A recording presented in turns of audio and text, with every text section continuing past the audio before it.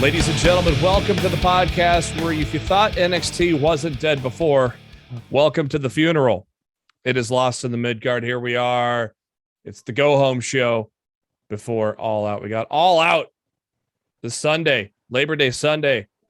We're going to, at the end of the show, break down the card. That card's ever-changing. Matches taken away, matches added. So we will get you up to speed, make our predictions, and everything like that. But first, make sure you are subscribed to Lost in the Midcard. Make sure you are subscribed to our podcast.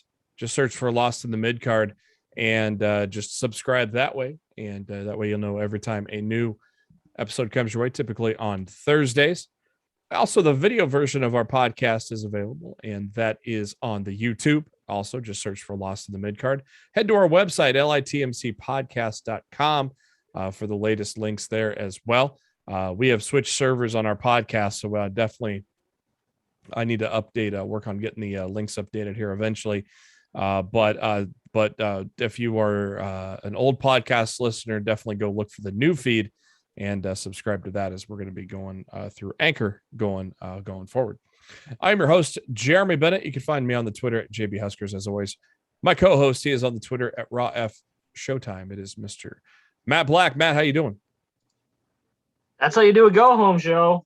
Yeah. I mean, I guess they could technically say Rampage is the go-home show, but tonight did a hell of a job building All Out on Sunday for sure. Yeah, damn good show. Let's get right into it. And speaking of getting right into it, it is the 100th episode of Dynamite. And speaking of which, it is almost, you believe it, Matt? Almost the 300th episode of Lost in the Midcard. Craziness. God, we're coming up on 7 years. This coming January, it'd be 7 years, man. May have a surprise for you for episode 300. We may try something new. We may try a live show. But of course, with the live show, that format still enables us to do podcasts and YouTube as well. So that will not change, but we're going to mess around with some things. I'm familiar with the website and the software because we use it at Sportskeeda as I do the top story with Jose and Kev Callum there. So we might try that out a little. And I guess if the timing, if our calendar's right, Matt, 300 might be the Arthur Ashe show, huh? Yeah, it would be. I think I can't think of a better show to go on live afterwards than whatever they have planned for Arthur Ashe, because you damn well know that Khan's going to have that show loaded. What day is Arthur Ashe? 22nd. Okay, so yes, I am confirming that this is 297. So 298 would be the 8th, 299 the 15th, and 300 would be the 22nd. So yeah. I got an account set up, so I just need to set some things up, and we'll see. Maybe we can make it happen. Stay tuned over the next couple of weeks. Yeah. What a way to kick off. If we're going to do this, we're going to need to start hyping it, because we're going to be going against some massive competition. Wednesday night Dynamite post shows from all the big dogs across the internet. I don't expect a whole bunch of people to come in and tune into us, but if you want to come in, hang out with us, and you can listen to the other guys later. Yeah. And listen to everybody, but yeah, and it's StreamYard. Not a lot of people are there. I don't know how many times we'll do it live, pal. True, but it's also, again, kind of gives a flexibility for some guests and some other things that we can do. Yeah, that'd be cool. And interact. So it doesn't necessarily have to be an every week thing, but it's there for a just in case thing. I've actually hosted some shows. Like that one Saturday, I came home hungover, and everybody's gone, And lo and behold, the WWE decided to release Bray Wyatt. So I had to hustle and get on camera to break that news. So that was kind of my crash course on StreamYard. So I am familiar with running the show on that software. So I think realistically, I think we may give that a try for the Arthur Ashe show. And it's got the free account's got a lot of options on it too. So that's nice as well. What a way to kick off Dynamite this week with two of the best tag teams in the world, FTR and Santana and Ortiz. Good to see Cash Wheeler back after that gruesome arm injury. Probably playing up the severity a little bit of it. I hope so. Yeah, considering how much he went in the ring tonight, I'm thinking they did play up that severity a little bit. Otherwise, I don't think. FTR dude. FTR is old school. Yeah. So they abide by, the rules of kayfabe, essentially. So, like, I don't blame them for playing it up. Yeah. But at the same time, I hope that's all it is. Yeah. I hope that he's okay. I mean, I don't want this to be the last time we ever see FTR. That would really fucking suck. If the man had nerve damage, he would not be in the ring. Let's just put it that way.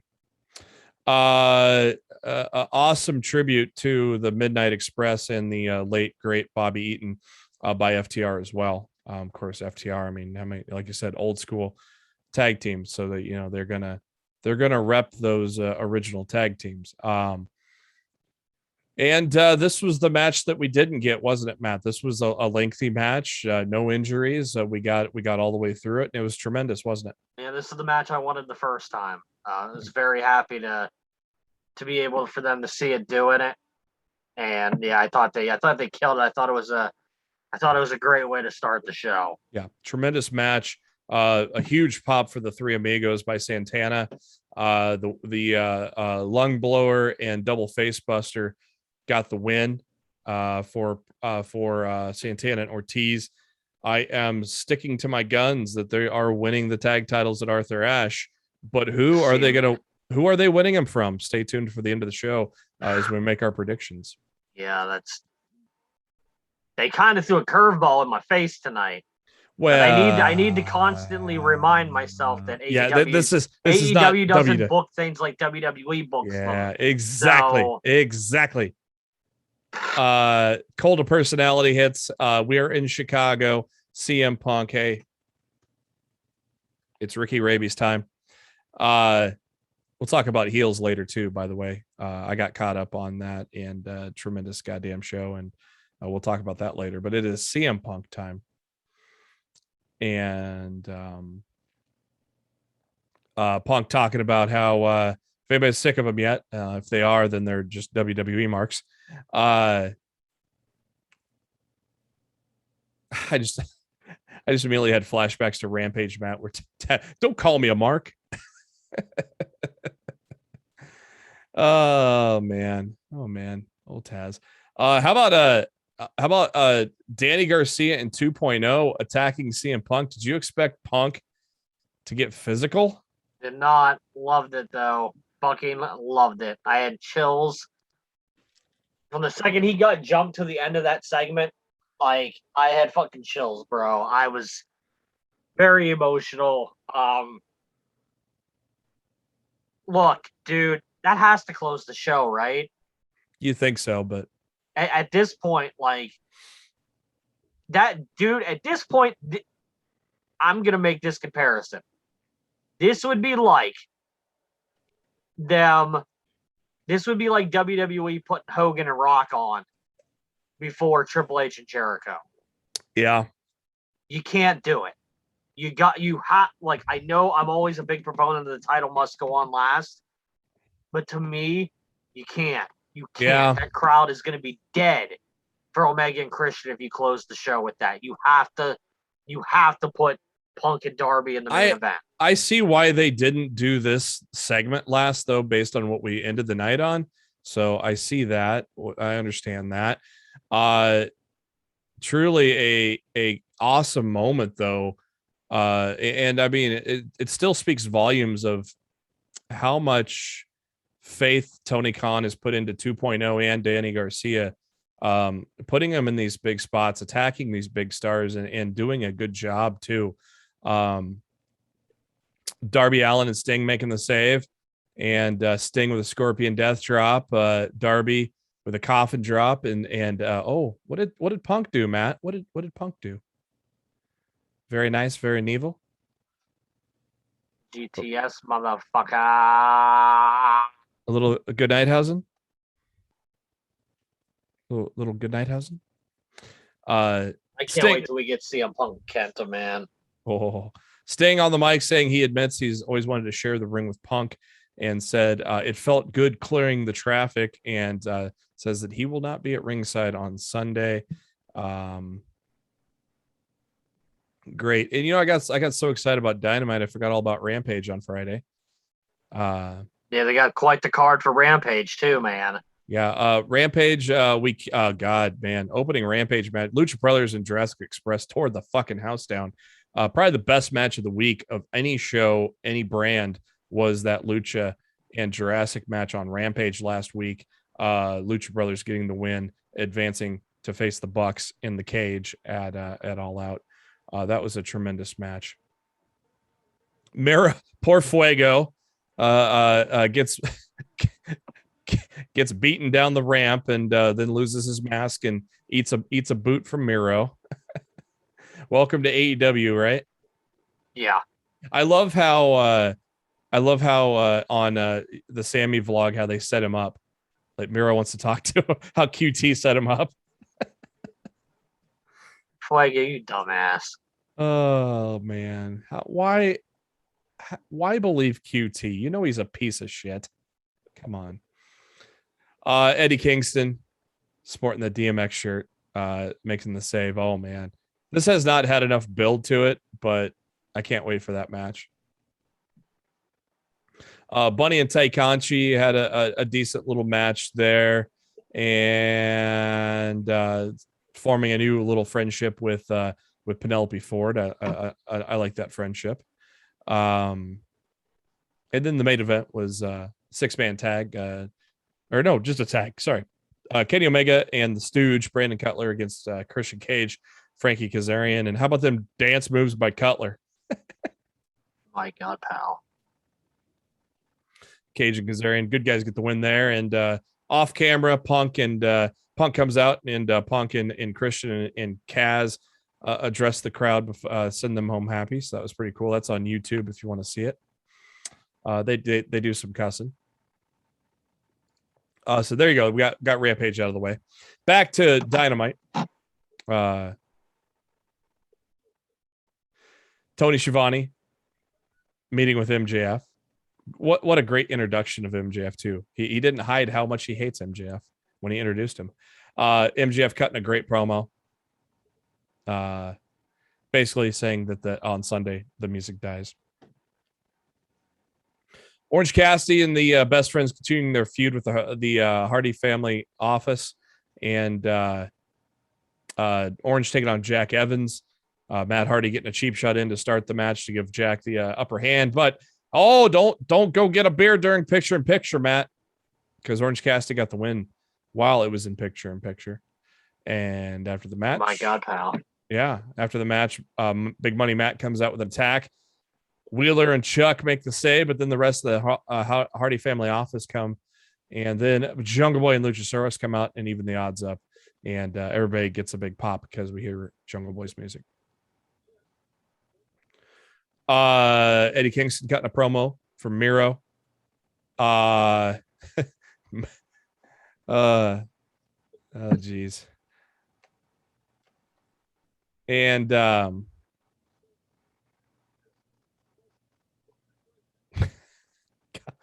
that line, God's favorite champion only lays down for his wife in a hotel room. Whoa. It's such good shit. Yeah, yes it is. Yes it is, John. JR, I could not believe this, but JR's first in-ring interview in AEW. I could not believe that. You, Matt?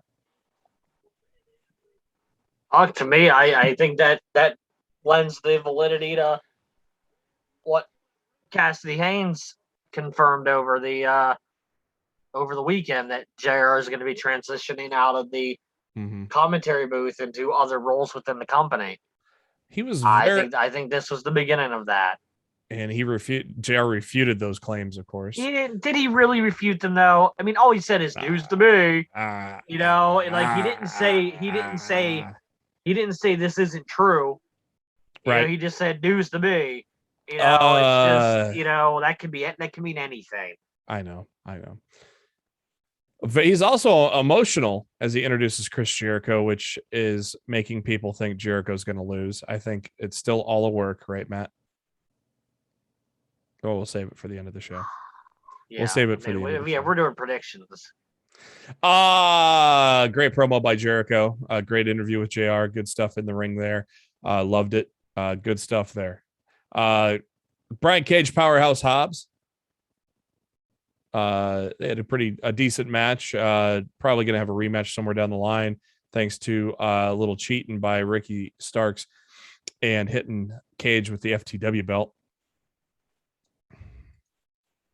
Malachi Black cutting a promo saying he's not happy with the words that Lee Johnson chose, saying that that Black bailed as soon as he hit the ring.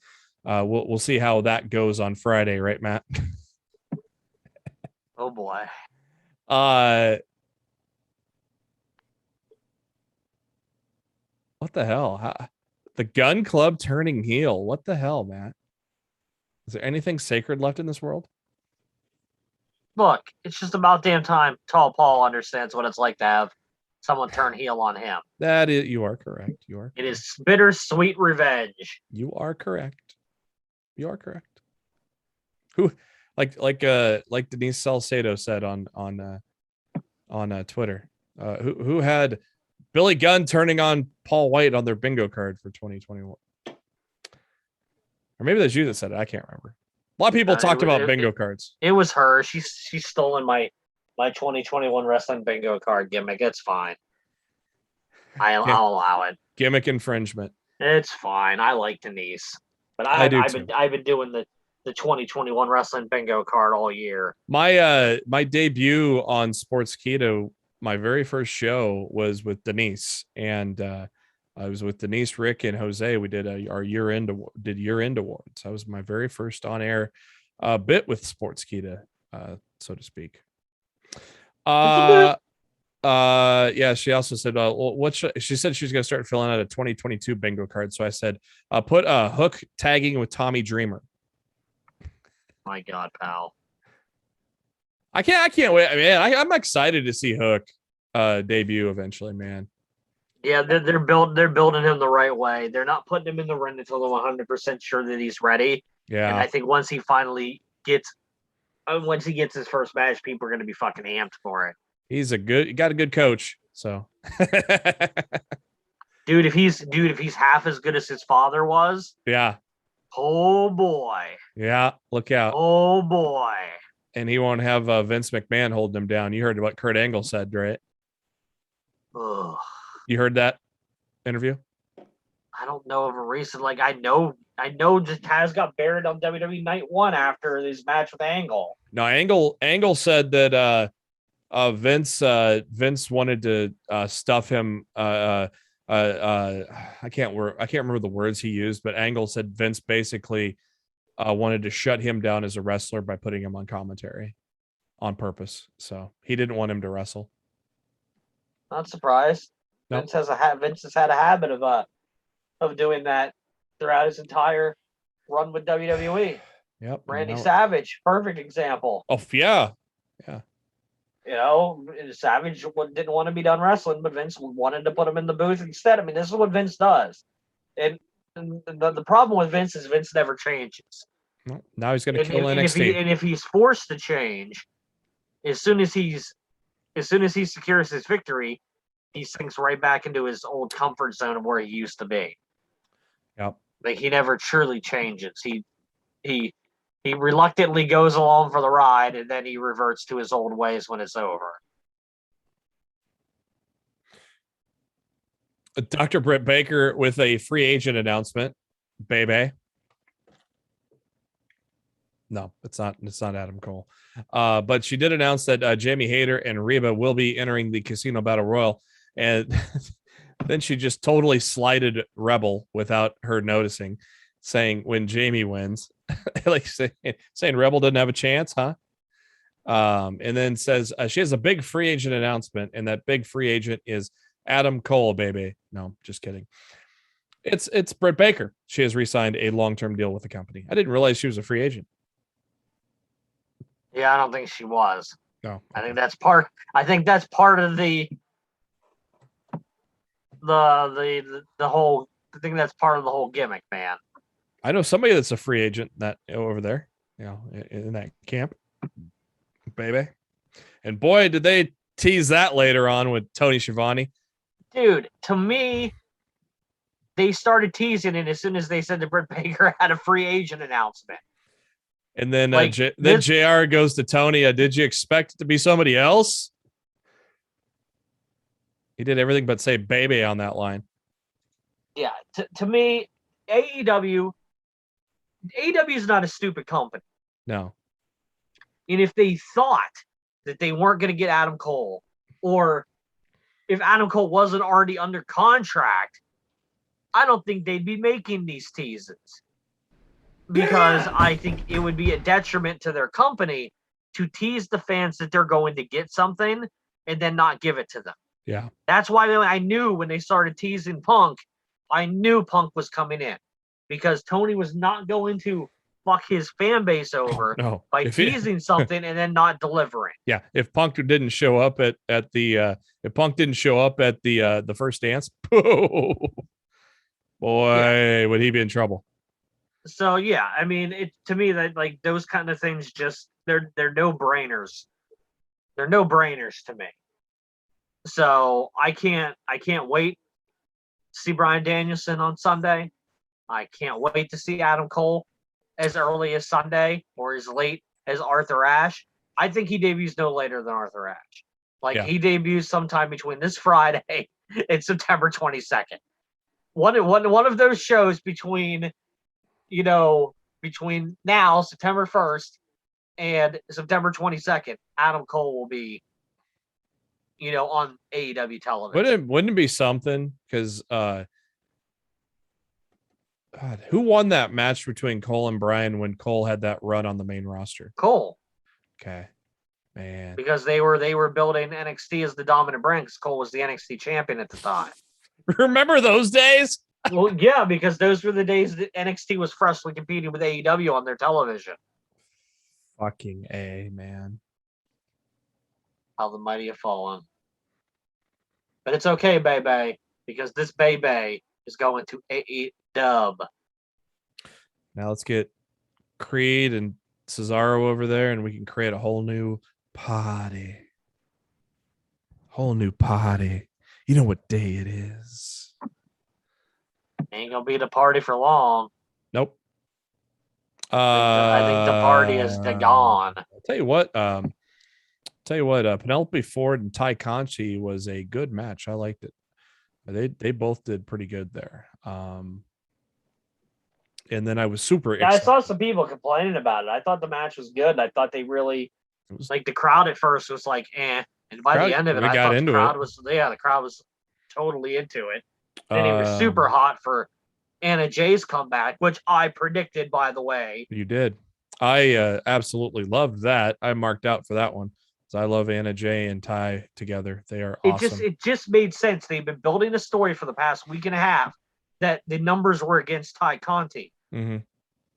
And booking in AEW, more often than not, always makes sense. So to me, it wasn't in any way surprising that they were setting this up for Anna Jay's return. And I was wrong, by the way. I thought there were 17 slots filled for the Casino Battle Royal. They're 19. Oh, bastard. And Riho returned on AEW Dark after Dynamite tonight. So that's probably 20. So it's just gonna be Ruby. Yep. They can seriously just debut Lana in the match with Kingston Yeah. And Miro, and like Miro And could be in danger, and Perry's the one who turns the tide to help him retain his title. I wouldn't, and I wouldn't be surprised if the Iconics or the Inspiration, they could. I wouldn't be surprised if they go to Impact either, because they got tag titles there, and knockouts are set up well there. So, and it's my understanding that they have their visa situation handled. Yeah, they do, and it's not tied to any company. So like they settled it on their own. Yep. So now like companies can fight over them instead of them needing a company to stay here. Yep. And I think that's a huge thing for them. Yep. They're definitely getting close to returning. They're training over at Flatbacks, which is Breeze and Sean Spears' wrestling school. So Jade Cargill and Nyla Rose attacking Thunder Rosa. So there's a little partnership, and maybe Thunder finds a friend sometime soon. Then the main event, Bucks and the Brothers against Lucha Brothers and Jurassic Express, your typical chaotic 8-man match in AEW. And the bad guys get the win. Kenny Omega comes out. They lower the cage and beat the shit out of everybody.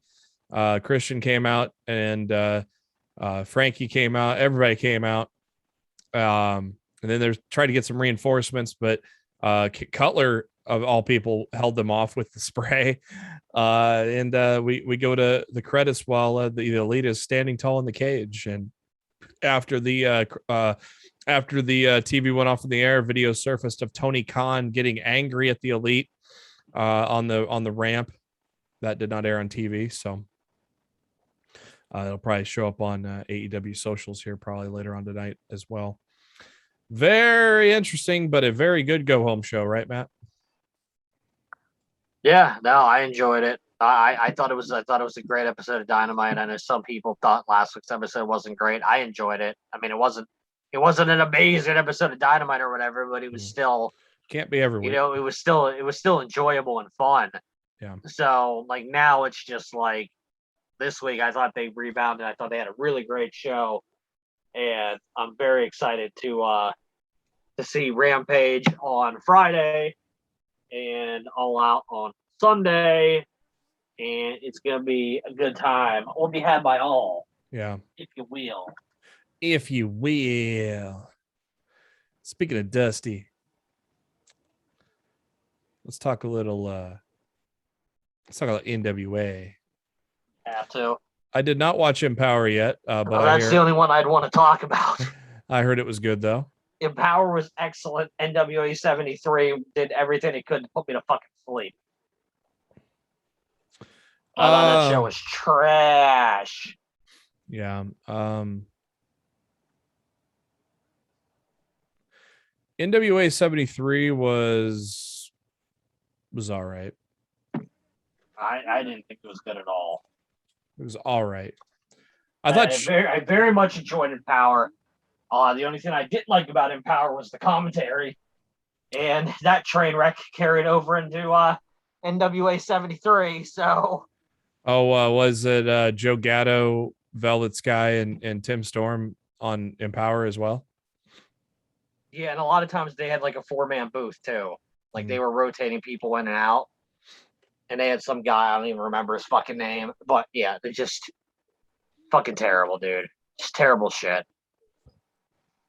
Yeah, it was not the greatest, but there was a couple of bright spots. I thought Chris Adonis and James Storm had a good match for the NWA national title. I thought that was actually a real damn good. It was a 15-minute good. It was a good pay-per-view match, to be honest with you. I thought Camille and Chelsea Green was really good. And I thought Trevor Murdoch and Nick Aldis was a really good title match. Those outside of those 3 matches, it was not good. Like the battle royale was boring as fuck. How the fuck do you make a battle royale boring? They made and some boring ass.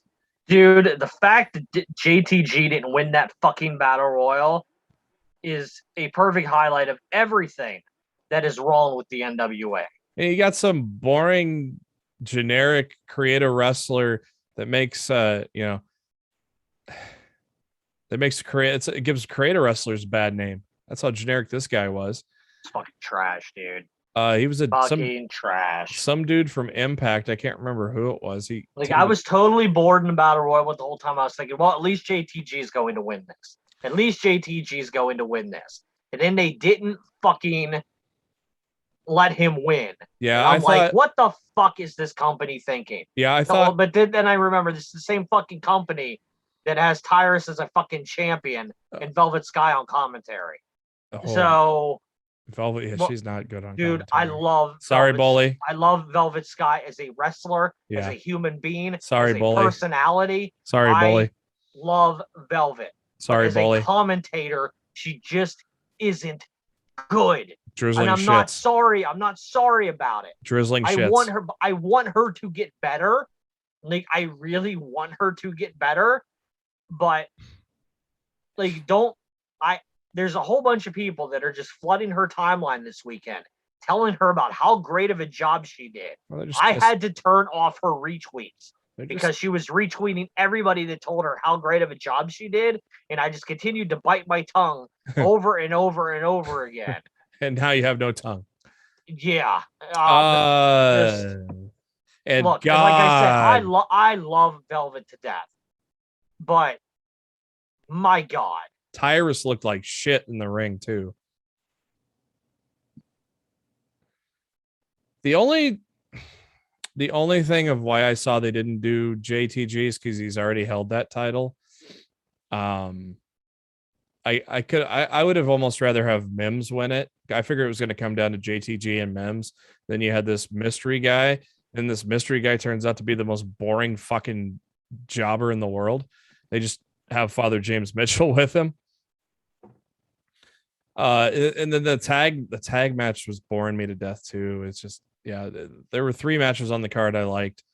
I thought Chelsea looked good against Camille, and I thought Trevor and Nick did a damn good job. And I did not think Trevor was going to win, but it was a hell of a bulldog off that top rope to end a 1,040-day reign as NWA champion. And I know Matt's happy because Nick Aldis is now no longer your national champion. Your world's champion.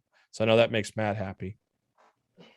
Well, I wish I could say I was thrilled with Trevor Murdoch. Hey, I like Trevor Murdoch being a world champion in the year 2021. Trevor Murdoch is NWA, here we are, man. pal. Look, and you just proved my point about why I don't like the company. The NWA needs to get out of its time machine where it thinks it's still in the 1970s, and it needs to come into 2021 and update their television product. As good as Empower was on Saturday, was just as bad as NWA 73 was the following night. I got a 4-day weekend coming up. Though 2 of those weekends are going to be drunken fantasy football drafting bashes. But I got Monday and Tuesday off as well, so I'll get Empower in and maybe I'll bring it up a little. I think you'll really enjoy it. Yeah. Forgot what I was gonna say. Must have been good. Oh, Impact. Have I missed anything on Impact lately? I've been so damn busy. I haven't watched it. Dude, like I told you off the air. Yeah. I watched the show. Yeah. I remember feeling like I enjoyed it. Yeah. But almost a week later, with all the wrestling I consume. Yeah. And professional wrestling being my job. Yeah. I'm just writing about pro wrestling nonstop 6 days a week. I don't remember a single fucking thing that happened on that show last week. So like nothing and major. I'm not saying that as an insult to Impact. I just legitimately don't remember anything that happened. So you're saying that's not an insult, it's just a fact of life? Dummy. Sure, Eli. Yeah. Let's go with that. Yeah. So nothing major, no major developments that you can think of or anything. It's just going on. It's just there and it's good product. Yeah, like I don't remember saying, "Oh man, this is bad" or anything like that. And when something's bad, here's the funny thing. I tend to remember more when something is bad. Yeah. But like nothing major's happened yet though either. At the same time. When something's just solid or good. Yeah. But like nothing's major's happened either, you're saying? I can't recall of anything major. No, I really can't. And maybe something did happen and I'll feel bad about it later. But right now, as I sit here and talk to you right now, I swear to you, I don't remember a single thing that happened on Impact last week. Well, there are some rumors of major things happening, possibly Buddy Matthews and Braun Strowman, Adam Shearer coming to Impact. Dude, anybody that believed that shit needed to be slapped alongside their head. Adam just Shearer, fucking Scott D'Amore drunk at a baseball game. Ha! We got and fuckers decided like, oh yeah, this is news. It's not fucking news. He's just fucking trolling. We got some Adam Shearer news later on. A little pay-per-view announcement for you. That's something. Did you watch the first no one? No. Wasn't no bad. Desire. And you're an EC3 fan. Dude, I saw the thing with Moose on Impact. That was enough for me. I liked it. Shit, I like that. I didn't really care for that one. So I was like, if that's what the series is going to be, I don't need to see them. I will watch EC3 and Reign of Honor, and I will continue to support him there. But this whole weird gimmick that he's doing on the side, it's not my thing. If I could sum NXT up for you, it's boring. There. Yeah, there is. And the ratings went up though, so good for them. The ratings, the demo, and their ranking for Tuesday all went up last night. There was absolutely no interesting storylines going on in NXT right now outside of Gargano finally accepting Dexter Lumis. Kind of. He will eventually. It's getting there. I don't know, because the whole reports were that they were planning on making Gargano the top heel. Yeah, I heard that. The NXT rebrand going forward. I would prefer them not to do that. I would much rather see Gargano positioned as a babyface because he's so fucking entertaining. I'd much rather see him leave after his contract's up. Well, we don't know when his contract's up. So so I guess let's just get into the shit right now. I tried to get Sean Ross Sapp to spill the beans on earlier today on The List Goes On. They were taking fan questions, and I was like, regarding after Adam Cole gets signed, who's the next? Who's going to be the next hottest free agent in professional wrestling? And he's like, you're not getting that one out of me, pal. I'm like, hey, I tried. I tried. Buddy knows. No, I think Sapp very well knows, because he almost said who it was during the Listing Your Boy Wednesday afternoon. He said, "Oh shit, I can't say that yet." He cut himself off, so he already knows who it's going to be, but we don't. So my open said, "Welcome to NXT's funeral." Why is that? Because Fightful Select reported today that Vince McMahon and Bruce Prichard are going to be taking over NXT. Yes, they are. I want to stop you there. Hold on. Reported by Fightful. Hold on. I'm not done. It was reported by the Wrestling Observer that Bruce Prichard and Vince McMahon will be producing NXT, and Dave Meltzer added that McMahon and Prichard are going to be behind the big decisions of NXT, not the little ones. They will be behind the marketing, the promotion, and the direction, and they will be booking. Their role will be booking only the top guys. So Gargano is going to be a top heel. He's going to be under Vince's thumb. Hey, Fightful though also came out, and Fightful Select. Fightful spoke to numerous talents, and they said they've yet to be informed that this is happening. Surprise. Yeah, but they also followed up that report with being informed that Bruce Prichard's visiting the Capitol Wrestling Center this weekend. Yep. And Jimmy, so where there's smoke, there's fire. There's something to the Wrestling Observer's reports. Yep. And look, in my new line of work, I am very anal about giving proper credit to where sources come from. So just bear with me, pal. If you get it wrong, I'm going to say something. I can't help it. Yeah, It's you a gotta trigger. It's a trigger thing for me now. You gotta let me trigger finish. thing. Gotta let me finish. But you said it wrong. NXT I was not done. NXT this week. The I guess second to last show as we know it. There's one more. They have one more tape show next week, and then they go back. Then we go. Then we go all colorful with the PBS version of NXT. Barney's coming out. Hey kids. Mandy Rose, the beautiful Mandy Rose, along with the beautiful Gigi Dolan and JC Jane. That faction has no name yet, but they're they'll have one. They'll have one eventually. Yeah. Mandy Rose taking on Saray, and Saray kicked the shit out of Mandy Rose so hard that the internet thought Mandy Rose was legit hurt. No, it was kayfabe. But it ended up in a count out. Tommaso Ciampa cutting a good. I actually really enjoyed that match. By the way, yeah. I thought it really showcased how far Mandy's come, because they didn't really let her work on the main roster. Right. So I thought her and Saray had a pretty damn good match. I would have liked an actual finish, but what can you do? We'll get one eventually because that feud is going on. We'll get more on that later, but. A guy you're going to see a lot more of, a guy I like, a guy that reminds me of a young Wade Barrett, Duke Hudson, who was in that breakout tournament. He took on Kyle O'Reilly in a pretty good lengthy match here on NXT. Kyle O'Reilly getting the win with a knee bar. But I like Duke Hudson. I think he is going to be a star going forward on that company. I don't get this love for Duke Hudson. Really?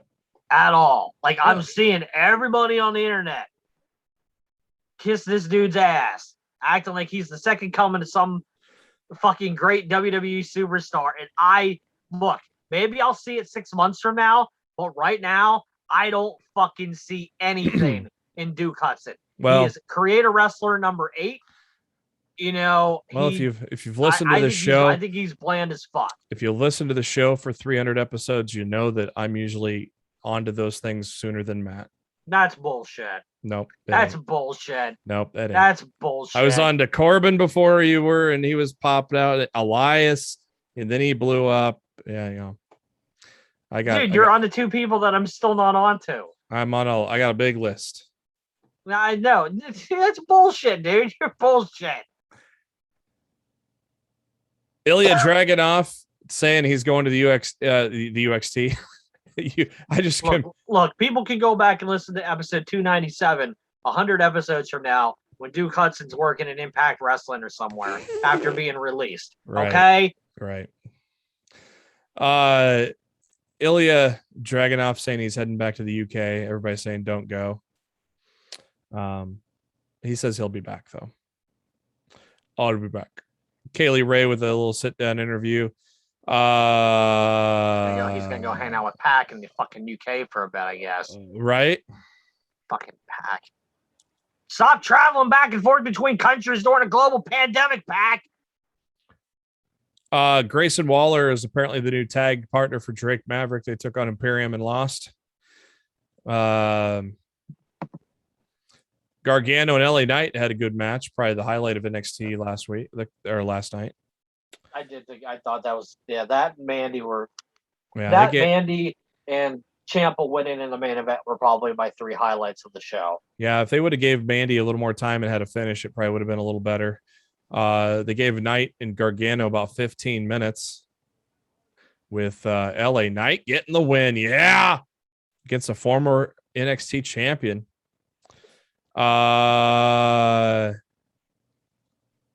MSK telling Regal that they want Lorcan and Birch for the tag titles. Regal says okay. Raquel Gonzalez squashed Jessie Kamea. So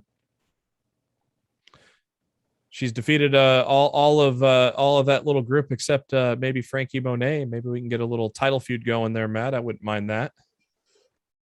I wish Frankie Monet would work more. Right? Like, I wish they'd let her rack up some damn wins. Like, she's hardly worked at all on NXT. Looks like Ember Moon's going to set up a little feud with Kaylee Ray. Or a squash match. Yeah. Samoa Joe sit Like down I here. feel bad for poor Ember Moon. Like all they do is just beat her to Right? people. Yeah, took her tag partner away, and now that whole Talk shot. about someone who would benefit from another company. Right.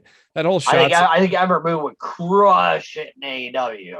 It's like Ember and Shotzi work so well together, and then you put her with. I mean, I love Tegan Knox, but her and Shotzi are just not that good together. They don't work as well together as Ember and Shotzi. Oh my god! Have you seen Matt Cardona's new shirt? No. He went the John Cena route. Oh. Remember when He's been tweeting John Cena lyrics all day.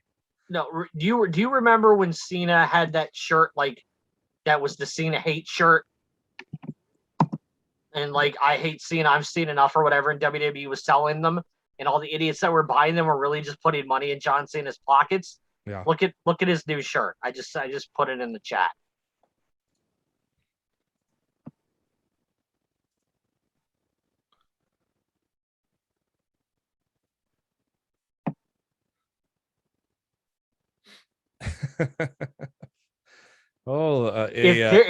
If people are dumb enough to buy that, like the GCW morons that hate him, if they're dumb enough to buy that and line his pockets, that's fucking hysterical. Well, as Cardona said on his Instagram caption, "Come on, Marks, put your money where your mouth is."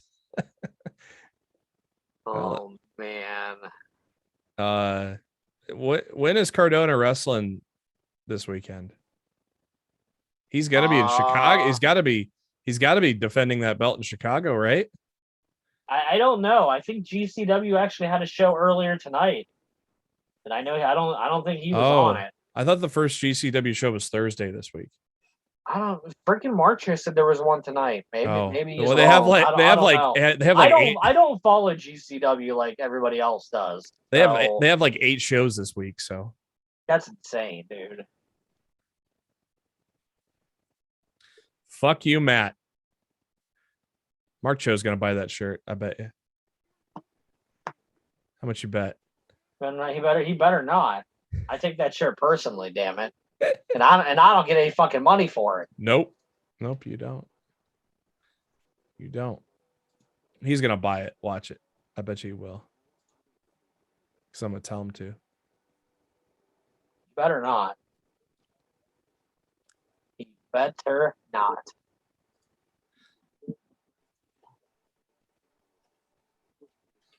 Back to NXT. Samoa Joe sat down with Wade Barrett.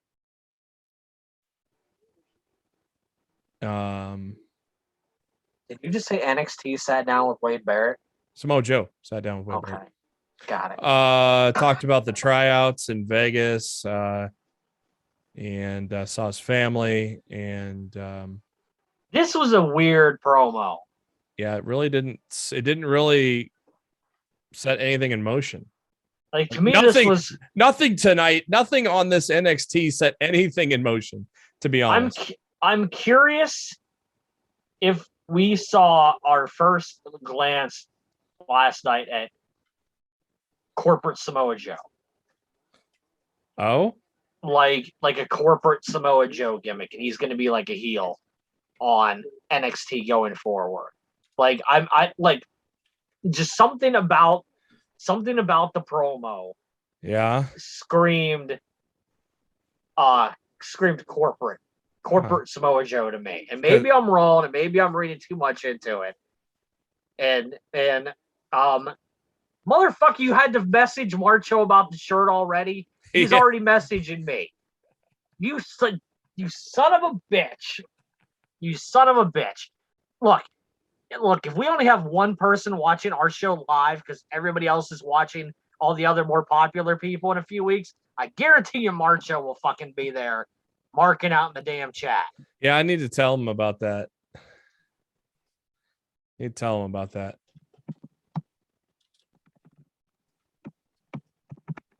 God, you tell him about the potential live show, but you fucking told him about the damn fucking fuck you Matt shirt, you son of a bitch. Priorities. The Jacket Man Ikemen Jiro took on Roderick Strong, who now has a couple of more friends, the Creed brothers. Who I like the Creed brothers. I think they fit better than Tyler Rust did in the Diamond Mine. So I think so. I like Hachimura. I said Hachiman. Is it Hachiman or Hachimura? I always thought it was Hachiman. I don't know. Fuck. I don't know. But anyways, Roger Strong taking him on, making light work of the Jacket Man. Io Shirai and Zoe Stark. I just don't get it, Matt. Not clicking for me. I like Zoe Stark shit, but it's just not working for me, man. I want Casey and Caden to win next week. You think they're gonna win though?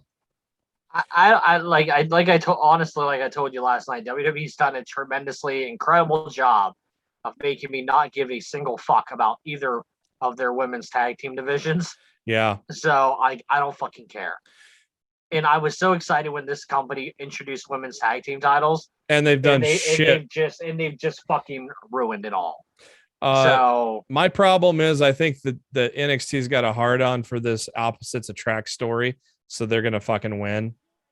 But Casey and Caden deserve it. They've been a team actually for a long time. So they've actually been a goddamn team. So I don't know.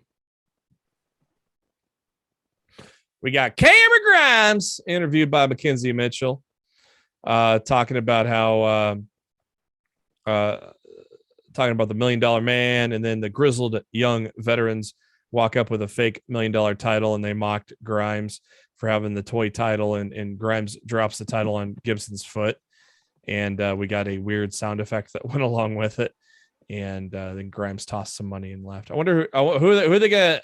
Obviously, we're leading to a tag match with the grizzled young veterans. So who on the NXT roster would you want to see paired up with Cameron Grimes to take on Gibson and Drake? Anybody strike your fancy off the top of your head? Not off the top of my head, no. I think Cameron Grimes and Drake Maverick would be an entertaining team. Yeah, he's got a new instead of the random guy they just threw him in. Yeah, he's got some creative wrestler for his tag partner now. Well, still looks better than the other guy. I can't remember his name already. What other guy? Duke fucking Hudson or whatever the fuck his name is. Duke's good. Duke fucking jobber face. Duke's good. It is Hatchman. I was right. The thing I was looking at called him Hachimura or something. I'm like, that ain't right. Hachimura. Thank you, Fink. Hey, one fall.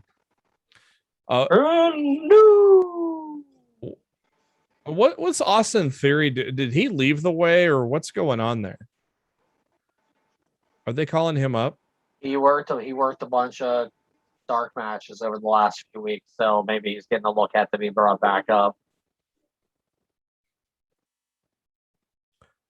You know, I'm looking at the roster, and really only one guy stands out that would be a great tag part. Two guys stand out, actually. Two guys stand out that would be great tag partners for Cameron Grimes. Trey Baxter, tremendous talent, or Odyssey Jones. That'd be a fun tag team, I think. Odyssey Jones and Cameron Grimes. What do we got next? I think Odyssey Jones is getting called up too. He was working a bunch of dark matches as well. Yeah, Vince is like, That's why I was pretty sure he was gonna lose the finals. Yeah, Vince is like, God damn, I like that big guy. Tommaso Ciampa and Ridge Holland with a great main event. They got about 12 minutes there. I'm surprised that Ciampa went over because they've been pushing Ridge pretty hard lately, but Ciampa with the Willow's Bell getting the win in a very good main event. After the match, Ciampa getting worked on by the guys when MSK made the save. Of course, MSK taking on Lorcan and Birch next week for the tag titles, so that made the save there. And I immediately thought, oh, look, the kids came to save dad. No, there's your NXT for the week. Good show, but zero interesting story progressions. Some good matches, but yeah, just absolutely going nowhere. I don't know if they're just holding shit to the vest for the reboot or what they're doing. I don't know. You tell me, Matt.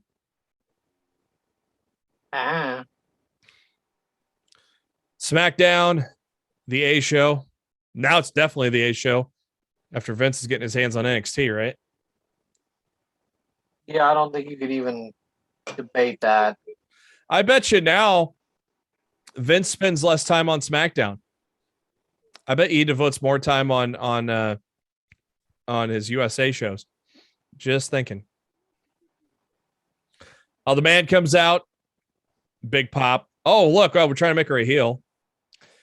That worked for the crowd there. They didn't really boo her. She did do some heel things though, like didn't accept the challenge of Bianca Belair and whatnot. But anyways, and we ended up getting a fatal 4-way elimination match with two of the 4 women who lose all the fucking time, and then Bianca Belair and Liv Morgan. And so predictably, it came down to Bianca Belair and Liv Morgan, which had a great final too. With Bianca getting the win. I thought Bianca and Liv worked really well together, didn't they, Matt? Yeah, but I mean, when does Bianca ever have a bad match? True. And Liv Morgan has improved leaps and bounds to the point where she is criminally underrated right now. Yeah, and the crowd the crowd gets behind her too, man. It's only a matter of time. Only a matter. You would think that, but the crowd got behind her going into Money in the Bank, and then they fucking took her off TV afterwards. Yeah. How dare you get over? How dare you get over? You can't get over on your own. Just ask Matt Cardona. I'll fucking get over. I'll fucking take you off TV. I'll fucking show you. I'll take your internet show away. You fucking bitches. Paul Heyman pacing around backstage, shitting his pants because, well, Brock Lesnar showed up. My God, pal. And the Usos don't believe him that he had no idea. Do you believe him? Yes. See, it's very hard to me. It's very hard to believe Paul Heyman in base value. So yes, but he is scared shitless of Roman Reigns. So I don't think he would betray the tribal chief. I am just putting that out there that we ain't doing a betrayal. Yeah, I don't know, dude. To me, I don't trust Paul Heyman as far as I can throw. Well, that's you have a good point. Just ask Tommy Dreamer. Yeah, but or anybody he's interacted with over the past 20 plus years. Just ask Bully Ray. But at the same time, just looking at the story, looking at how things have played out, looking at how Paul Heyman acts with. Paul Heyman acts differently with Roman Reigns than he did with Brock Lesnar. He is scared. I would agree with that. He is scared shitless. He is not turning on Brock, or he's not turning on Roman to rejoin Brock. I do not see that. We'll see. Like I said, Paul Heyman's history tells me to never be 100% confident in where his loyalties lie. So I guess we're putting Cesaro back in the tag division, and after a good push, because he's, I guess, feuding with Gable and Otis now. Who's his partner? You can't say he's back in the tag division until he has a partner. Well, somebody's got to help him out. Can't be getting 2-on-1 every week. I don't know who is his partner. It's Adam Cole, baby. It's the party. Definitely it's Adam Cole. Adam Cole, baby. It's just like, I know what we're gonna do with you, pal. We're gonna bring you up. We're gonna throw you in a tag team with that Swiss guy. Challenge? And Cole's like, yeah, I'm good. I'm good. I love Swiss, but I see bigger things for me than being in a tag team with a guy that you don't push. So there is absolutely nobody on the SmackDown roster that you could pair him with. Well, lucky for him, the draft is in a month. Yeah. So he just has to take an ass beating for another 4 weeks.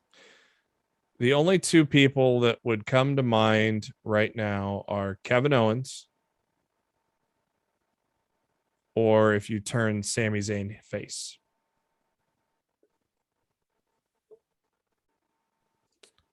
Those would be it. Kevin Owens and Cesaro would be a pretty sweet team, to be honest with you.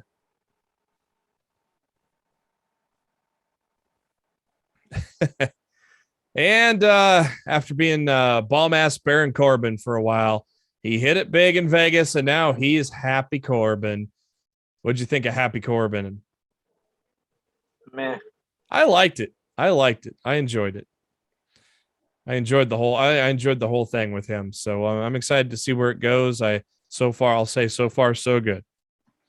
I'll definitely be open-minded to see where it goes. But I wasn't impressed. I liked it. I liked it a lot. He tried to buy the Money in the Bank case off of Big E. Big E said, stuff it. And then that was it.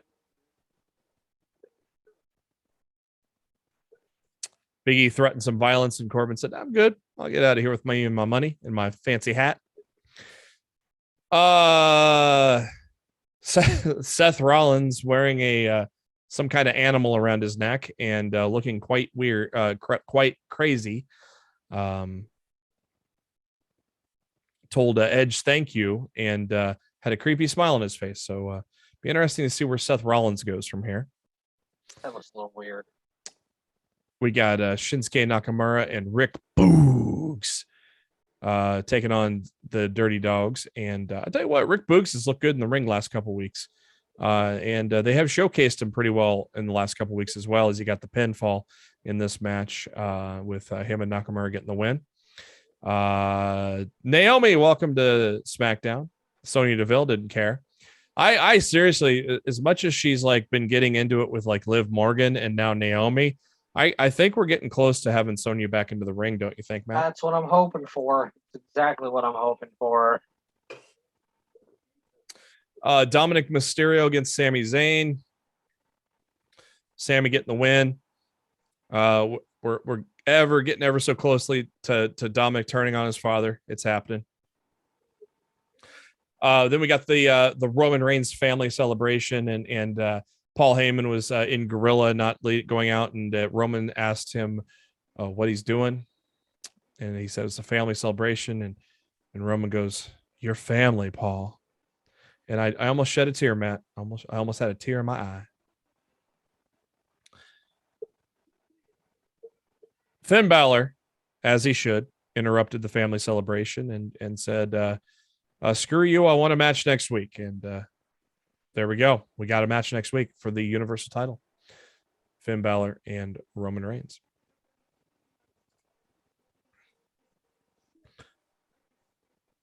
Title change? Right.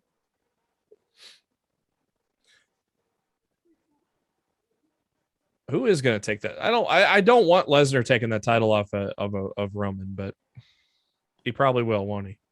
I prefer it to be Big E, but I'm not hopeful. I'd prefer it to be somebody up and coming, because Reigns has not been pinned since almost 2 years. Reigns has not been pinned in a singles match. Last guy to beat him, Baron Corbin in 2019.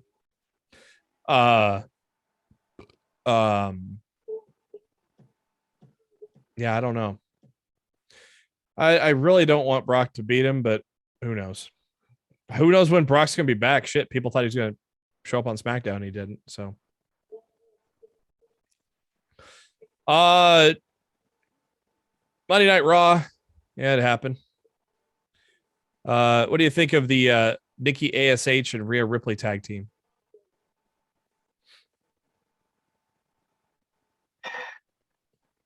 No comment. No comment. We did get a very good triple threat match between Damian Priest, Sheamus, and Drew McIntyre. And if there were any doubts that Damian Priest is getting a rocket shoved up his ass, he pinned Drew McIntyre for the win there. So there was that tremendous match. So they got 20 minutes as well. But yeah, pinning the former champ, pinning basically Vince's golden boy the last year. That's got to say something, doesn't it? Yeah, I would certainly say so. Like I've been a big proponent of it the last couple of months about how well WWE's treating and protecting Damian Priest, and I thought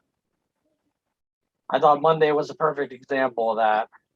Charlotte Flair, Nia Jax turned into a shoot fight.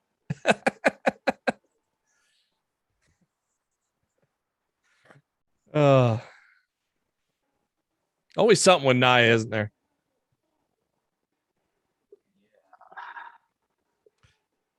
We got AJ Styles and Xavier Woods. I wish they had gotten more time though.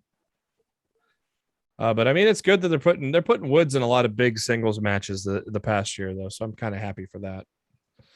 And Raw Tag Championships, RK Bro against Lashley and MVP. Pretty good match to end Raw with RK Bro getting the win there. So yeah, it's just your typical ho-hum Raw as usual. As we head into headlines, the big news is out of today. Unfortunately, a dream match has been pulled from All Out due to travel issues. We kind of touched on it briefly, but Andrade El Idolo against Pac has been pulled as Pac is stuck in the UK.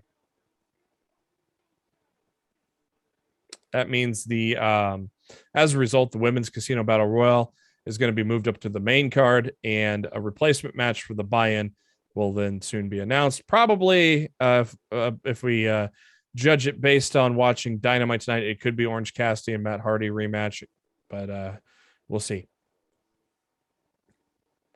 Some news came out today from Fightful Select here that internally it is being planned that WrestleMania 38 in Dallas, Texas is going to be set up for 2 nights again. This time, it'll be the first time it'll be 2 nights in front of a full capacity crowd, April 2nd and April 3rd. And I think, Matt, we're both on the same page of that's good news, right? Yeah, for sure. This was definitely the right call.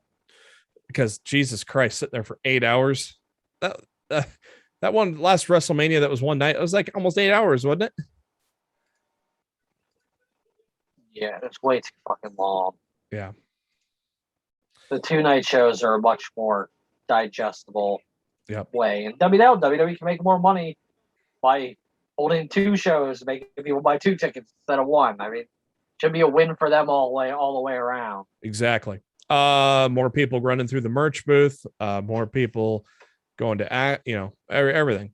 Braun Strowman's first post WWE match is going to be on pay-per-view through Vimeo. EC3's second Free the Narrative pay-per-view, which will be $10. It's going to be Friday, October 1st, where Adam Shear takes on EC3. The Free the Narrative, the first one, of course, had EC3 take on Matt Cardona. And it's available on Fight TV, and they actually reduced the price of the first one down to $5 if you want to go check that out as well. CM Punk shooting down the rumors of his wife AJ Lee returning to the ring, says that he says basically, quote unquote, I just want to say no just because of her neck. The reason why she stopped wrestling is because of her neck. She's got a bad neck, and you wouldn't want to jeopardize your health, and neither would she. And she would, so we'll just put an end to that rumor right now. Yeah. Got to half believe him though, because otherwise you would have figured she probably would have wrestled by now anyways, right? If she could, right, Matt? Yeah, look, at this point, just like Punk said the same thing about her neck in 2018. Yeah. So I mean, at this point, like he had no reason to lie then. He's not changing the story now. So like to me, I'm just taking him at his word. Oh, the ever popular Danhausen has filed a trademark for Very Nice, Very Evil for wrestling and merchandising purposes. And Danhausen has a CM Punk shirt on the PWT site. Did you see that? On what? Did you see Danhausen's CM Punk t-shirt on PWTs? Yeah, he's had that for a while. Oh, has he? Yeah, that's not new. They must be they're trying to put they're re-promoting and pushing it out now. He's had that for a while. Adam Cole's a free agent, as some people know. Pat McAfee doing his best to try to give a brother a job, and that's what he was doing. Offers Adam Cole a legit contract offer to be an assistant to his assistants on his radio show for $22,000 a year, but no benefits, but you'll be able to build your resume. So if he didn't go to AEW, I would have loved for him to go to SmackDown and redo that feud, though. Not interested. Of Keep McAfee in the booth. course, the guys behind me got Spade. Get well soon, McAfee. By the way. Yeah. Down with COVID. It looks like he's getting better though. He's been hosting. He's been back on his show and stuff. So he'll probably be back on SmackDown maybe next week or the week after. You got Spade and Rabies behind me from the Great Heels show. CM Punk had recently spoke in a they did a screening for episode 3 in Chicago actually, and Sports Kita's Kev Kellum had asked him who was the Ricky Rabies kind of modeled after, and Punk kind of shot back at Kev and asked him, well, who do you think? And Kev had said he thought immediately Terry Funk and Michael P.S. Hayes, and he's like, yeah, that's 2 out of the 3. And then I think a couple of people, maybe Frank the Clown, might have said something smart ass, and then someone else nailed it, Tracy Smothers, and so those are the guys that are behind Ricky Rabies. Heels is a tremendous show. The one with Punk was a good. That was tremendous, wasn't it, Matt? The Punk show. He did a good job of that character, didn't he? Yeah.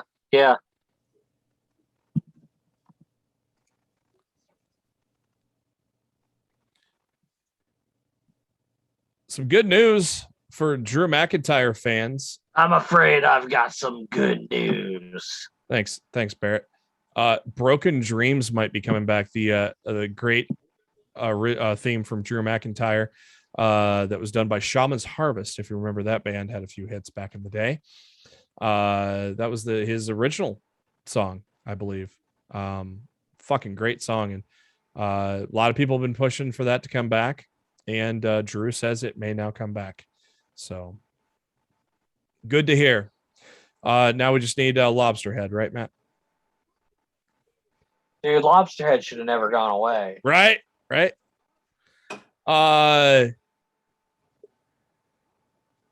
AEW Dynamite.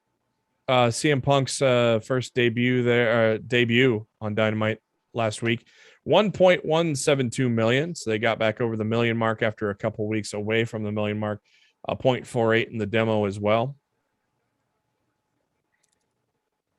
Monday Night Raw dipped down to 1.9 million this week. They were down from 2 million the week before.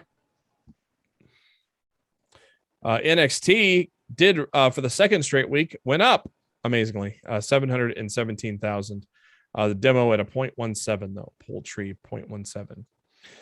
Heels audience, kind of hard to gauge the audience though because it's a pay cable channel, but Heels pulling in 94,000, and a lot of people say that Heels, a lot of audiences for Stars gets done through their app and streaming and stuff, so it's kind of hard to really gauge that.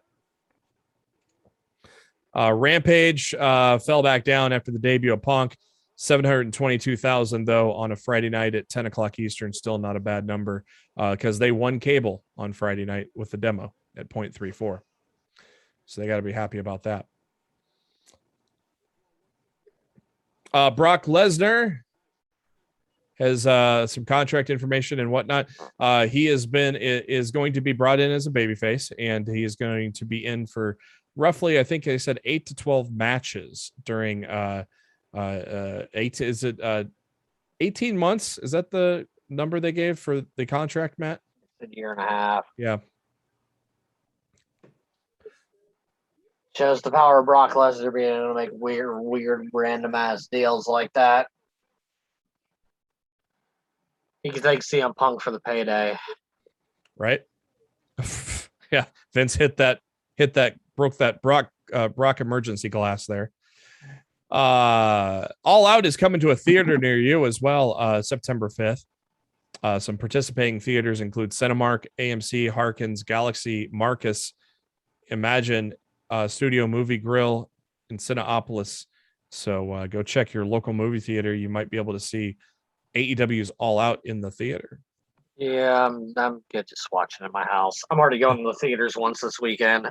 I am unfortunately not going to be able to watch it live because I got a fantasy football draft that night. So You can do fantasy. You can do a fantasy football draft instead of watching All Out live. well, it's the big money one that we get together for. It's a live draft, and it's always the Sunday of Labor Day. That's why I hate that they fucking do pay-per-views on holidays. AEW does. I hate that they do pay-per-views on holidays. So I always got shit going on half the time. And this is a good point. So I will not be able to watch All Out live. Dude, if I couldn't watch All Out live, I would be very, very upset. The Inspiration, Cassie Lee, Jesse McKay announced that dates and cities are coming soon as they're getting ready to make their return to pro wrestling.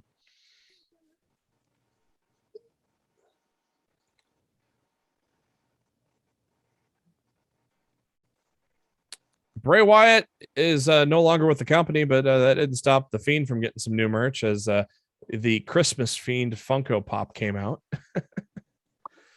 SmackDown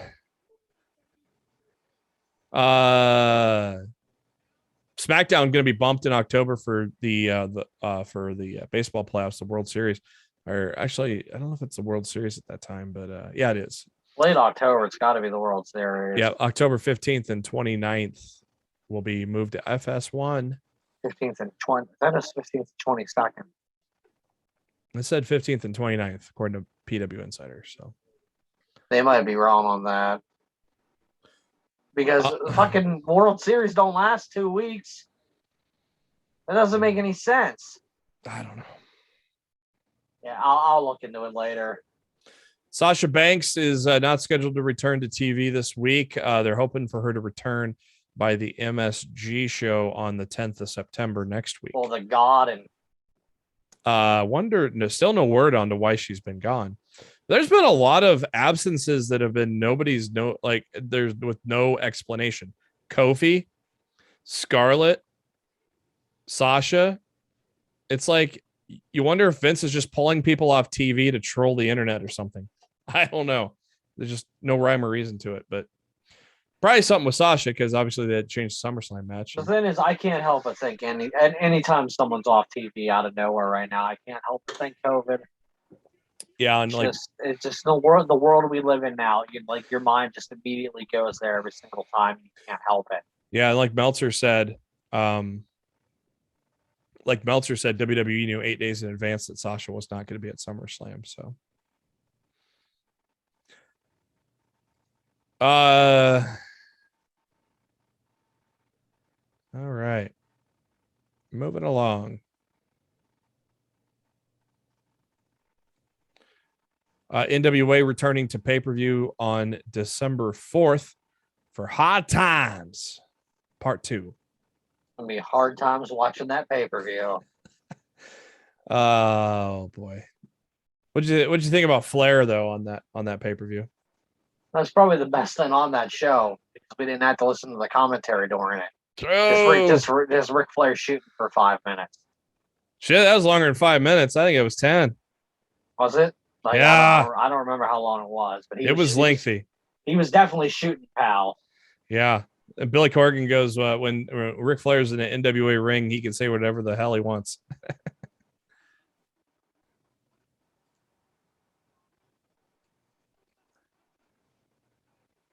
Ric Flair's speaking of Ric Flair, how about that for a segue? Ric Flair's going to be in Chicago for All Out this weekend.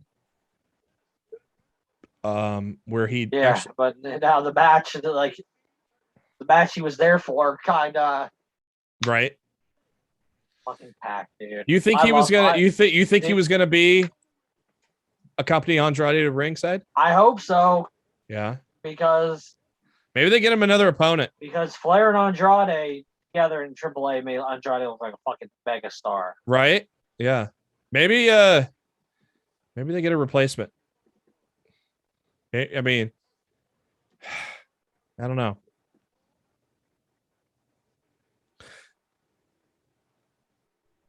Miz was speaking of mysterious disappearances. Miz was not even backstage last night or Monday night at Raw. He was supposed to face John Morrison. Of course, the entire card of Monday Night Raw was torn up by Vince. as usual. No word why he missed the taping, though.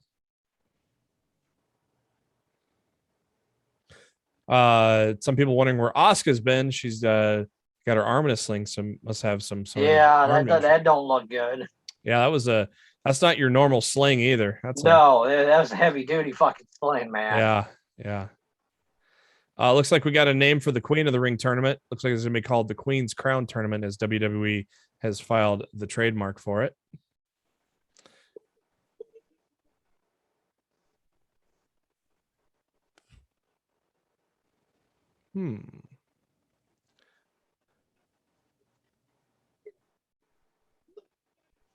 The announced Broken Skull Sessions episode featuring Steve Austin interviewing John Cena will no longer air on the 26th of September after Extreme Rules on WWE Network and Peacock.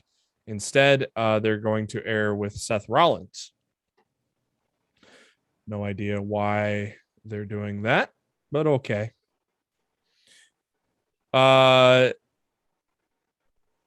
New releases for action figures WWE Elite 90. Oh, look, Bronson Reed. Wah, wah. Oh, look, Reckoning. Wah, wah. And then Mustafa Ali, Jey Uso, Randy Orton, and Big Boss Man. And then Series 125, Ember Moon, Elias, The Rock. I thought Elias was dead. Jeff Hardy and Elias is dead. Long live Elias. Don't you remember? Swerve. We didn't even get a fucking promo this week. They just gave up. Right. Like, yeah, this gimmick sucks. Just can it. Oh, I don't have it with me. I got Rock and Sock Funko for my birthday.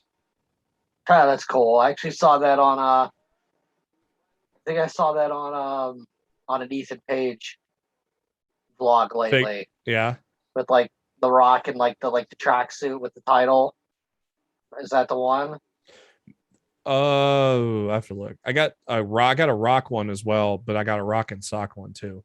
Yeah, it was like The Rock and it was like The Rock in the tracksuit with the title. He was like holding the title up, and it was with Foley. It looked pretty cool. Yeah, I'd be the only one with those two. Yeah. John Cena sequel to Vacation Friends, which is a brand new movie. It opened up on Hulu. Became the most watched original film on Hulu. They've greenlit which is insane because the movie looks fucking terrible. I have not had any desire to watch it. So I had to write a freaking article about the trailer. Yeah. For WrestleZone, and I was telling my boss, like, my God, this is one of the worst trailers I've ever fucking seen. Fucking terrible. Well, they ordered a sequel, so I'm not for me, pal. Not for me. Well, congrats to every weirdo motherfucker that enjoyed that shit.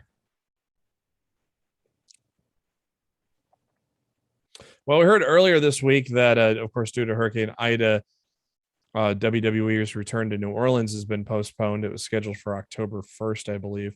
Now the WWE has announced that their Wilkes-Barre, Pennsylvania show for Raw SmackDown on October 29th has been moved to February 22nd. That show on the 1st has been moved to Baltimore. Baltimore, yeah. Me and Daryl might be going checking out the SmackDown. Oh, giving Vince some of your money. We might do it. That's rumored to be night one of the draft. Giving Vince some of your monies. I've heard the draft got pushed back another month again. I don't know if that's who said that. I don't know if that's true or not, though. I haven't heard that. That would be news to me. And as someone who reports the news on a daily basis, there's not a whole lot of news that gets past me, sir. True, but the draft also has not been officially announced yet, so who knows? Well, yeah, the draft was supposed to be, I think it was already supposed to have happened. Yeah. Well, here we are, all out. We got 9 matches on the card. Used to be 10, but now just 9. We'll probably have 10. We just don't have that pre-show match announced yet. So all 9 matches are on the main card. Let's kick it off. 21 women Two have yet to be determined for the Casino Battle Royale. Who's your pick?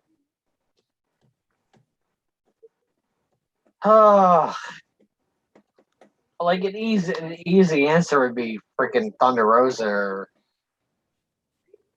something along those lines. But I don't know if you want to go Thunder Rosa immediately, especially if you're going to hold that off to like Full Gear. Full Gear. So, yeah, because like if you give her the title, if she wins the title shot now, they ain't gonna freaking hold it off till Full Gear. They ain't doing that. I heard. I saw a quote from somebody. That I don't know if it was Thunder or Britt. It was like they're gonna revisit it, but it's not gonna be till well into next year. If they do. I don't believe that. I think they do it at Full Gear. Full Gear. I do. Remember that gimmick? Full Gear. I do. Good old BTE. All right, so is that your pick, Thunder Rosa? No, it's not my pick. I just explained why it's not my pick. Well, what's your pick? I need the Jeopardy theme on here. I'm gonna go Ty Conte. God damn it! You stole my pick. They could just give it to Ruby Soho and push her hard right out of the gate. But I'm gonna go with Ty Conte right now. I don't think the Joker has ever won a battle royale though in Casino. It'd be a nice first. Nah, yeah, crowd would eat that up, man. I've been saying for 2 weeks. I've been saying it for 2 weeks, so I'm sticking with Tay Conchi. That I've been saying she's going to win for 2 weeks, so I'm just going to keep it at that. But Jesus, I'm looking at that roster of who's in the match. It's like, God, they're starting to round out that women's division now, aren't they? Yeah, the fact that they're able to pretty much fill the entire Casino Battle Royal with people on their roster, I think that's a pretty good sign about how they've built that division. So 2 to be determined. So Ruby and probably Riho. And Riho, yeah. That makes the most sense. She returned on Dark tonight. I mean, it makes sense that Riho would be in there. Like, why wouldn't Riho be in there? Because everybody, one of the few former AEW Women's World Champions. So because everybody else in the company's in it. So, well, not everybody. John Moxley and Satoshi Kojima are going to beat the fuck out of each other. Do we even need to predict this? No, that's my prediction. They're going to beat the fuck out of each other. The Mox is not going to win. It's just that simple. Paul White's going to beat the fuck out of QT Marshall. That's my other prediction. Yeah, I do not see Tall Paul losing this match. No. So. Chris Jericho, MJF. If Jericho loses, he has to retire from AEW in-ring competition. Matt, who you got?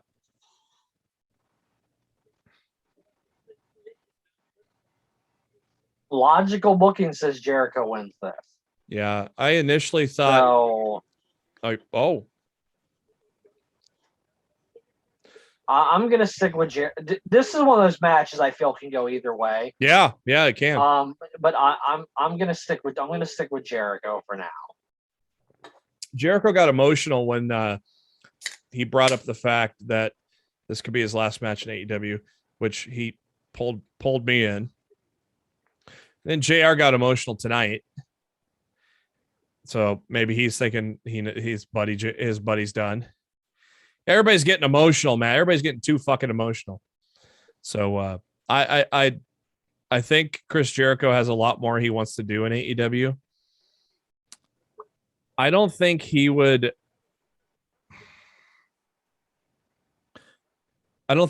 block out Wednesdays from a tour just for commentary. Especially since he's commentating on Fridays.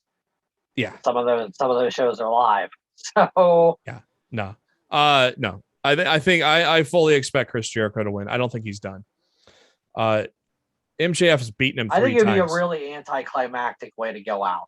Right. Yeah. Like no offense to MJF. And plus, if MJF gets another win at a big pay-per-view setting, what argument can be made that he shouldn't be the next in line for an AEW title shot? Mm-hmm.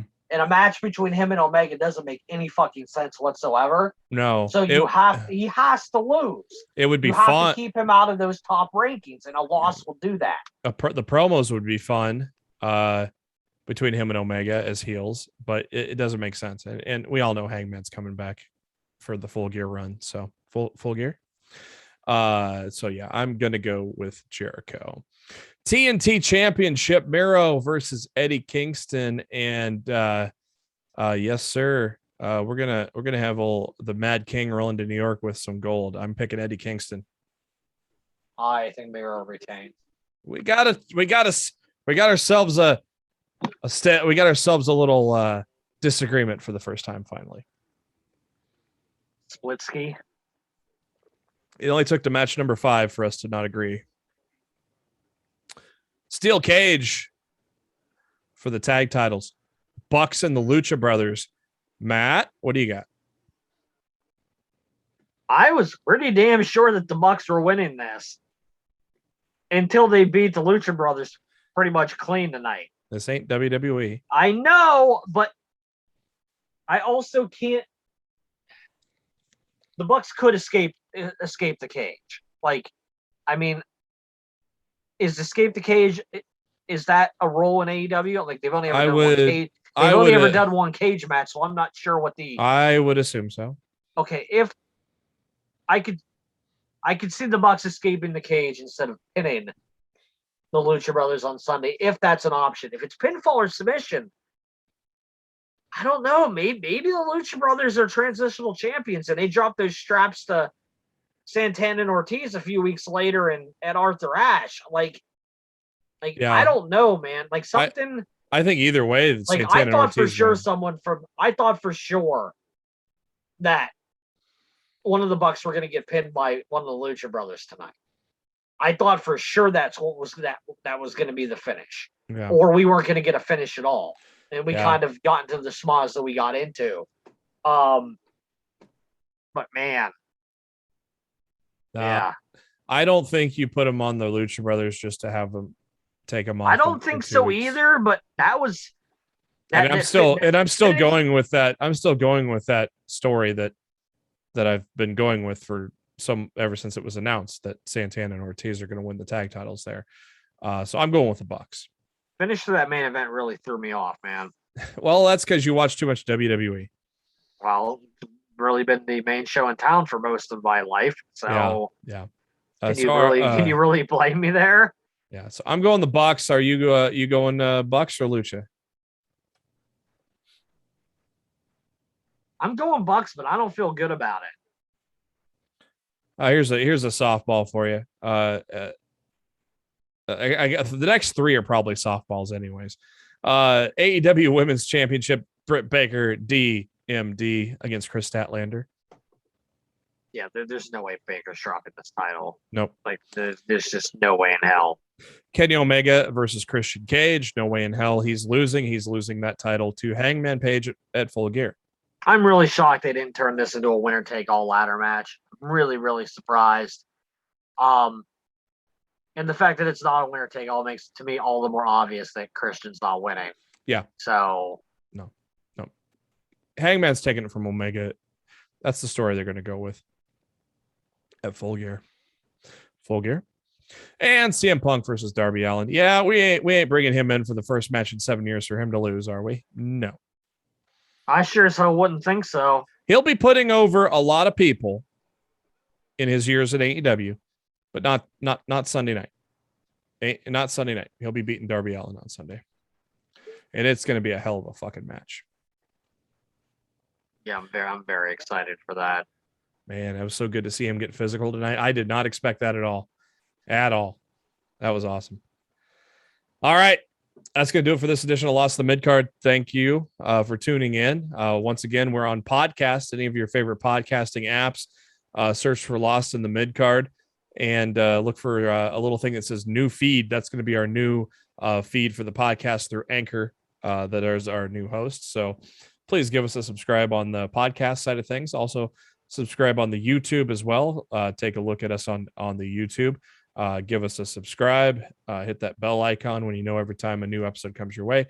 Give us a little thumbs up, give us some comments, kind of help us out there a little bit, help grow the YouTube channel out a little bit as well.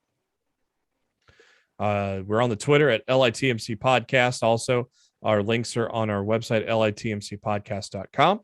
Matt's on the Twitter at Raw F Showtime. I'm on the Twitter at JB Huskers. And before we ride off into that sunset and get ready for some get ready for some All Out. I got Full Gear on the brain. Matt, what are your final thoughts? I think it's going to be a hell of a weekend for AEW. I think we're going to see Bryan Danielson debut for the company, and I think a lot of people are going to be really hyped about Dynamite the following week because of it. Where do you put Bryan Danielson?